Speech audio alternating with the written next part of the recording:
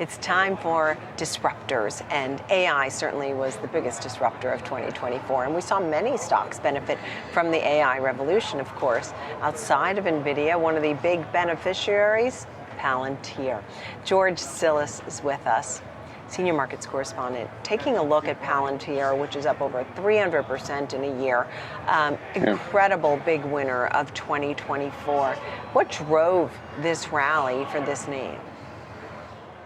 Well, there's a lot of things going on with the company, Nicole. I think if you look at the context of the technologies that have been manifesting over the past couple of years, obviously artificial intelligence has been a huge driver for many companies like NVIDIA, now Palantir, which essentially has its roots in the Department of Defense and the software application space. And they've been using artificial intelligence for predictive analysis, again, for defense reasons. But at the same time, over the past couple of years, Palantir has essentially transitioned to selling its products to the private sector. So it's been growing its private sector revenues in the artificial intelligence space alongside its more stable revenues from the Department of Defense and the government. And if you look at the trends, obviously, even going into 2025, there's a trend on efficiency, and Palantir fits right in, especially when it comes to efficiencies and producing higher yield to investment on investments in Department of Defense or defense in general. And so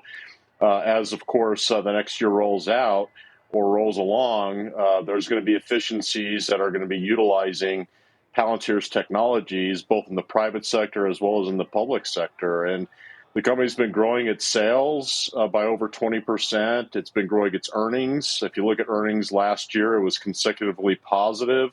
Its profit growth has increased. Its net income margins have increased.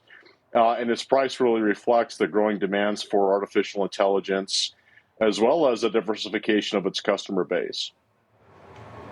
Yeah, you mentioned the U.S. Army, these partnerships that they have, the Army partnership, they've strengthened that, counterterrorism, and this name, every time it had a blip and pulled back, people were buying it, and it continued to move higher. And as you noted, the demand continues. I mean, it's not just a Palantir story. I mean, we think about cybersecurity as well, but they have the platforms to do this, and a lot of the analysts still have price targets that are even higher than where it is for the new year. So there's still a lot of love. I mean, what's the advantage point that they have, this company has, over the group, right? It really is a standout. Yes. Well, yeah. So when it comes to technology, especially in the application software space, it's initially becomes a winner-takes-all kind of market. And Palantir has been around for, many years, and it's now leveraging the decision analysis software. It serves the Department of Defense, and it's leveraging that to the private sector. The other thing is they have a partnership with IBM, and they're utilizing IBM Salesforce to distribute their software to private sector customers. And the customer base is very large, everything from industrial, aerospace, even manufacturing companies. Just to give you an example, automotive companies are using Palantir's technologies for strategy and decision analysis on how to optimize efficiencies and capital allocation in their businesses. So ideally speaking, artificial intelligence is becoming ubiquitous across every industry group.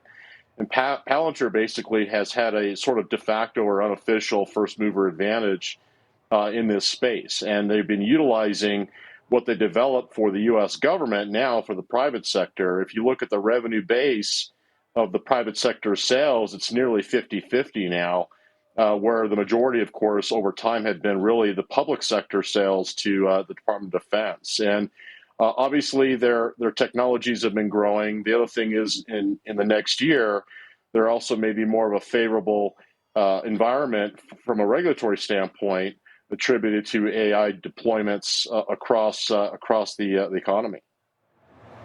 Yeah, I think about Palantir artificial intelligence platform that they have and how unique it is in the processes and the tools that humans can use. And that's what has really just made it so incredible, like you've pointed out. Thank you, George, for an incredible 2024 disruptor. Guess what, George? You have to come back in 2025 for more disruptors. George Sillis always does an incredible job breaking down our disruptor each day here on Schwab Network.